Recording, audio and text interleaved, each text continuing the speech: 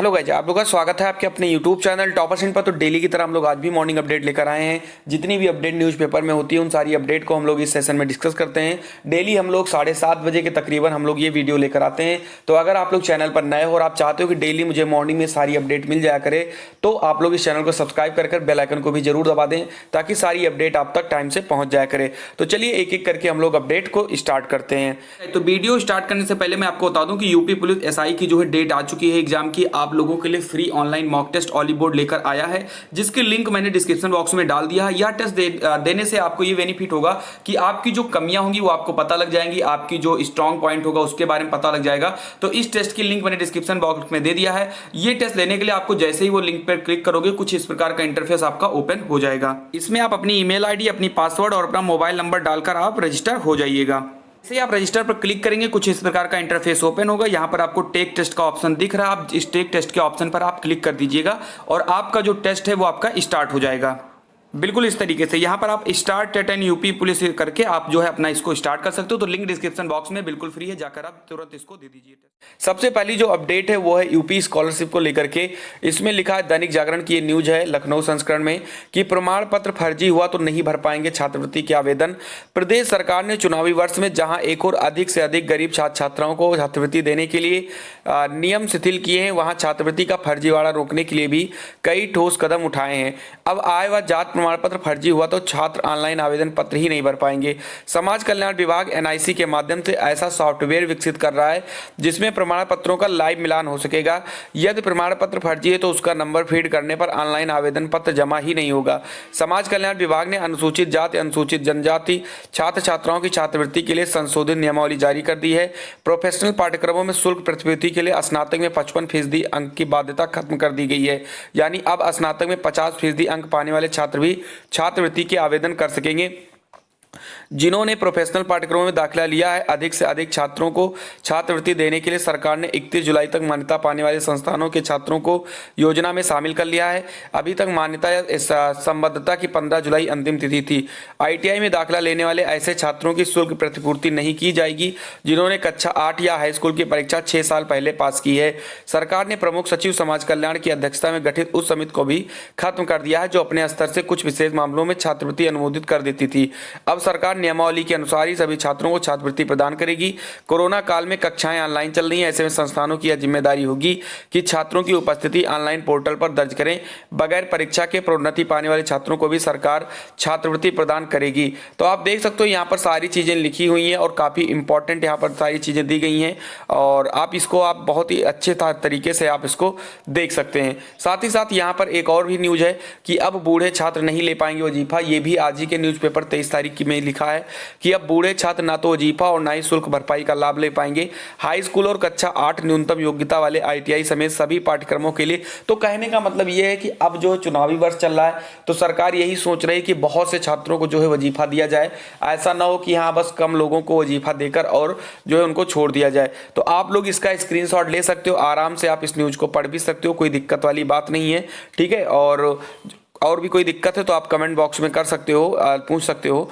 चलिए यहाँ पर लिखा है कि बूढ़े छात्र नहीं देंगे, तो यहाँ पर बताया गया कि अब बूढ़े छात्र ना तो वजीफा और ना ही शुल्क भरपाई का लाभ ले पाएंगे। हाई स्कूल और कक्षा 8 न्यूनतम योग्यता वाले आईटीआई समेत सभी पाठ्यक्रमों के लिए विशेष प्रावधान किया गया है। इसके तहत ये दोनों कक्षाएं पास करने वाले छात्रों को 6 साल के भीतर आगे की इन पाठ्यक्रमों में निजी संस्थानों में दाखिला लेने पर ही छात्रवृत्ति और शुल्क भरपाई की सुविधा मिलेगी। और सारी चीजें यहाँ पर लिखी हैं तो आप इसको पढ़ सकते हो। और भी यहाँ पर कुछ अपडेट है इंपॉर्टेंट। 50% से कम विद्यार्थियों के नवीनीकरण पर देना होगा जवाब। 50% से कम विद्यार्थियों के नवीनीकरण न कराने पर संस्थान को इसके वैध कारण बताने होंगे। इसमें बाढ़, सूखा, अनदेखी घटनाएं और कानून व्यवस्था आदि शामिल है। और एसएमएस भेजने की व्यवस्था भी है कि विद्यार्थियों को आवेदन करने से लेकर खातों में राशि भेजने तक की जानकारी उनके मोबाइल नंबर पर एसएमएस के जरिए कर दी जाएगी। इसके अलावा कक्षा 11 और 12 में शैक्षणिक सत्र 1 अप्रैल से 31 मार्च तक और उससे ऊपर की कक्षाओं से 1 जुलाई से 30 जून तक माना जाएगा।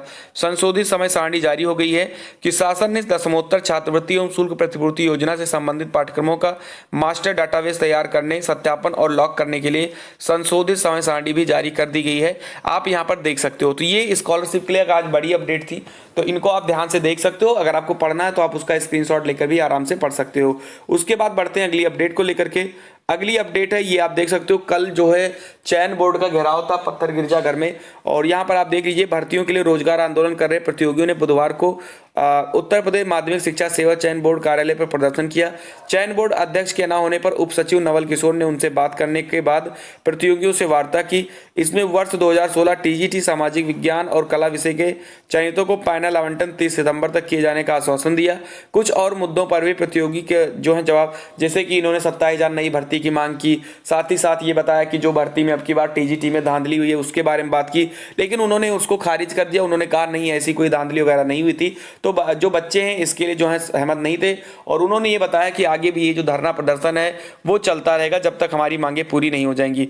वहीं पर बात करते हैं एडेड जूनियर भर्ती को लेकर के, तो इसमें लिखा है कि भर्ती परीक्षा के 1 माह के भीतर आएगा रिजल्ट।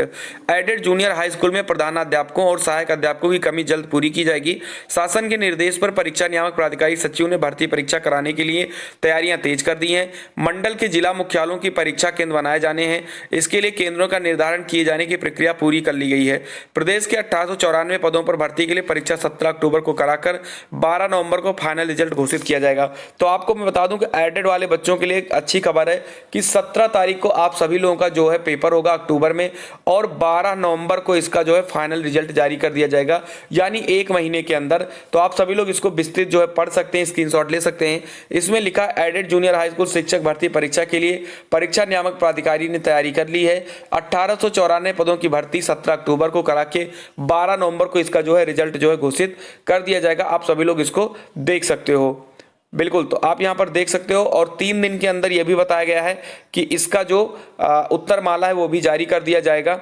और 3,34,000 अभ्यर्थियों ने इसमें आवेदन किया, ये भी बताया गया है। और सारी चीज़ें यहाँ पर लिखी गई, तो आप इसे देख सकते हो। वहीं बात करते हैं रेलवे परीक्षा के लिए, तो रेलवे परीक्षा में जो पहले आरआरबी और आरआरसी जो पेपर करवाती थी, अब उसको जो हटा के अब जो है एनटीए जो है इसकी परीक्षा कराएगी। आप यहाँ पर देख सकते हो, अमर उजाला में न्यूज निकल कर आई है कि प्रयागराज समेत देश के सभी आरआरबी और आरआरसी बंद करने का प्रस्ताव। ठीक है, यहाँ पर आप देख सकते हो। और यहाँ पर वही चीज़ें लिखी हैं, ये दैनिक जागरण की न्यूज है। हाई कोर्ट नेट जेआरएफ समेत कई महत्वपूर्ण परीक्षा कराने वाले एनटीए को रेलवे की परीक्षा कराने का दायित्व भी सौंपा जा सकता है। इसकी तैयारी चल रही है। एनटीए द्वारा रेलवे की परीक्षा कराए जाने पर रेलवे भर्ती बोर्ड और रेलवे भर्ती प्रकोष्ठ आरआरसी को बंद किया जाएगा। रेलवे की परीक्षा अब ऑनलाइन होगी। एनटीए को ऑनलाइन परीक्षा कराने के लिए सबसे भरोसेमंद एजेंसी माना जाता है। केंद्रीय वित्त मंत्री के principal economic adviser Sanjeev Sanyal ने पिछले दिनों इसकी मसौदा तैयार कर ली है। तो फाइनली जो आप लोग देखते थे RRB group D, RRB NTPC या RRC group D, RRC NTPC, अब वो खत्म हो रही है। अब आपको एनटीए जो है वो ग्रुप डी, एनटीपीसी या और भी जो रेलवे की जो परीक्षाएं होती है वो करवाएगा। और सारी चीजें आप देख सकते हो कि प्रयागराज समेत देश के सभी रेलवे भर्ती बोर्ड आरआरबी और रेलवे भर्ती प्रकोष्ठ आरआरसी बंद होंगे। इन्हें बंद करने की तैयारी शुरू हो गई है। इस तरह का एक प्रस्ताव केंद्रीय वित्त मंत्री, तो आप इसको जो पढ़ सकते हो कौन कौन सी भर्तियां ये कराती थी। और यहाँ पर कुछ जो है इसके रिव्यू भी आए हैं, आप देख सकते हो। मैं इनके रिव्यू दिखा देता हूं। आप यहां देख लीजिए, सरकार निजीकरण की ओर तेजी से चल रही है। आरआरसी, आरआरबी इसीलिए खोले गए थे ताकि रेलवे की भर्तियों में भ्रष्टाचार ना हो। अब सरकार इन्हें बंद कर कहीं ना कहीं एक बार फिर से भ्रष्टाचार के रास्ते खोल रही है। North central railway men's union इसका हर संभव विरोध करेगी। ठीक है, यानी एनआरसी में ये कहा गया है, एनसीआर में, कि हम लोग इसका विरोध करेंगे कि आरआरबी और आरआरसी बंद ना हो, क्योंकि आरआरबी और आरआरसी में जो है धांधली कम होती है, इसीलिए जो है आरआरबी और आरआरसी को बनाया गया था। तो यहाँ पर आरडी यादव जोनल महामंत्री हैं मेंस यूनियन की, इन्होंने ये बात किया है। साथ ही साथ यहाँ पर अगली जो रिव्यू आया है कि अभी बोर्ड से इस तरह का एक पत्र प्राप्त हुआ है, इस पर अभी अध्ययन चल रहा है, इसके अलावा और कुछ नहीं कहा जा सकता है।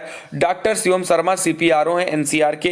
तो यहां पर आप देख सकते हो कहीं ना कहीं एक रेलवे की तैयारी करने वाले छात्रों के लिए एक बहुत बड़ी खबर है कि आरआरबी और आरआरसी बंद करने की बात की जा रही है और अब एनटीए जो है रेलवे की परीक्षा कराएगा।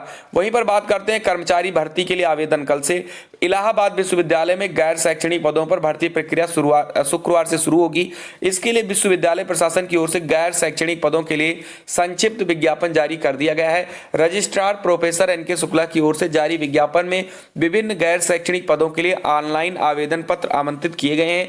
विस्तृत विज्ञापन तथा आवेदन फॉर्म 24 सितंबर से विश्वविद्यालय की आधिकारिक वेबसाइट पर उपलब्ध की जाएगी। ये इलाहाबाद विश्वविद्यालय में जो गैर शैक्षणिक जो है आपके पदों पर भर्ती प्रक्रिया, जो हम कई दिनों पहले भी मैंने न्यूज में बताया था कि ये सारी भर्ती आने वाली है, जिसमें टीचर की वैकेंसी नहीं निकलेगी, लेकिन हाँ जो स्टाफ वगैरह होते हैं सारे स्टाफ के बारे में भर्ती निकलेगी। तो इसका जो है विस्तृत नोटिफिकेशन कल जो है स्टार्ट किया जाएगा और कल से ही जो है इसकी सारी प्रक्रियाएं भी शुरू हो जाएंगी आवेदन की। वहीं बढ़ते हैं अगली न्यूज को लेकर के, स्टाफ नर्स को लेकर के। तो स्टाफ नर्स भर्ती के लिए जो है एडमिट कार्ड जारी कर दिया गया है। चिकित्सा शिक्षा एवं प्रशिक्षण विभाग, चिकित्सा एवं स्वास्थ्य सेवाएं तथा किंग जॉर्ज चिकित्सा विश्वविद्यालय के अंतर्गत स्टाफ नर्स पद की कुल 341 रिक्तियों एवं स्टाफ नर्स सिस्टर ग्रेड 2 की 2671 रिक्तियों के लिए यूपीपीएससी ने बुधवार को प्रवेश पत्र जारी कर दिया है। परीक्षा नियंत्रक अरविंद कुमार मिश्रा के अनुसार स्टाफ नर्स के कुल 3012 पदों पर भर्ती के लिए 3 अक्टूबर को 5 जिलों प्रयागराज, लखनऊ, गाजियाबाद, मेरठ व गोरखपुर में कराई जाएगी। इस भर्ती के लिए 1,02,041 अभ्यर्थियों ने आवेदन किया था। 1370 पदों पर भर्ती को अपलोड किया पाठ्यक्रम। प्राविधिक शिक्षा विभाग के तहत प्रधानाचार्य व प्रवक्ता समेत जो आपके 1370 पद थे ना, उसके लिए जो है इस पूरा सिलेबस जो है फिर से जारी कर दिया गया है, तो आप लोग इसको भी जाकर देख सकते हैं। साथ ही साथ हम बात करते हैं एनडीए को लेकर के। तो बेटियों का इंतजार खत्म, एनडीए में इसी साल होगा प्रवेश। हिंदुस्तान न्यूज़पेपर का ये आपका न्यूज है।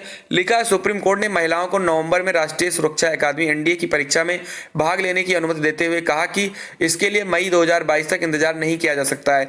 कोर्ट ने अगले साल से महिलाओं को शामिल करने की अनुमति देने के लिए केंद्र का अनुरोध अस्वीकार कर दिया है।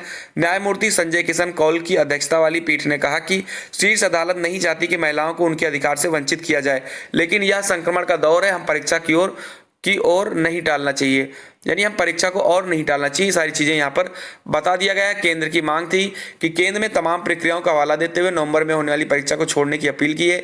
इस पर पीठ ने कहा कि केंद्र को इंतजाम करने के लिए समय चाहिए, लेकिन महिलाओं को परीक्षा में बैठने को 1 साल तक नहीं टाला जा सकता है। तो आप ये सारी चीजें देख सकते हो। तो इतनी अपडेट थी। अगर आपको आज की सारी अपडेट जो है पसंद आई हो, और हाँ, यूपी स्कॉलरशिप के लिए मैं अभी थोड़ी देर बाद एक बड़ी वीडियो जो है बना के लेकर आता हूँ, सारी चीजें उसमें समझाएंगे। तो मिलते हैं हम लोग अपनी अगली वीडियो में, तब तक के लिए जय हिंद, जय भारत।